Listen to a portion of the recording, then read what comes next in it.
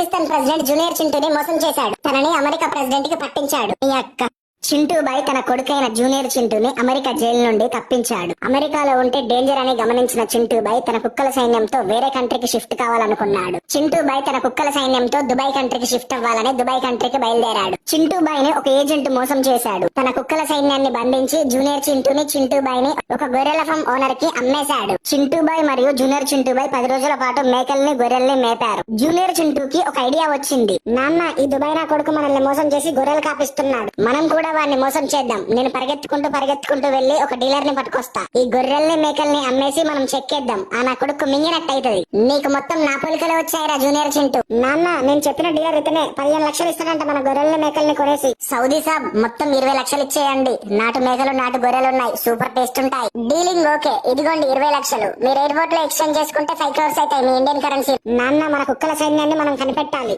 దానికంటే ముందు మనం ఏ కంట్రీకి వెళ్లాలో ఆలోచించండి. అవును నాన్న, మనం ఎందుకని ఇండియాకి వెళ్ళలేం? ఒకసారి వెళ్లి చూద్దామా? మనం ఇండియాకి వెళ్తే మనల్ని చెక్కేస్తారా Munda. I am signing the death warrant of biggest criminal in India, Chintubai, KFC supplier, కోళ్ల ఫామ్ ఓనర్, కోళ్ల ఫామ్ కబ్జాయిస్ట్. మరి ఇప్పుడు మనం ఏ కంట్రీకి వెళ్తాం నాన్న? ఇండియా. చిల్లర కుక్కప్ప బేరియా. అతన్ని మా గల్లీలో అందరూ రెయిన్బో చింటూబాయ్ అంటారు. చింటూ చింటూ ఏ తోక ఎత్తి మరి మురిగినదే చింటూ, చింటూ ఏ తోక ఎత్తి మరి మురిగి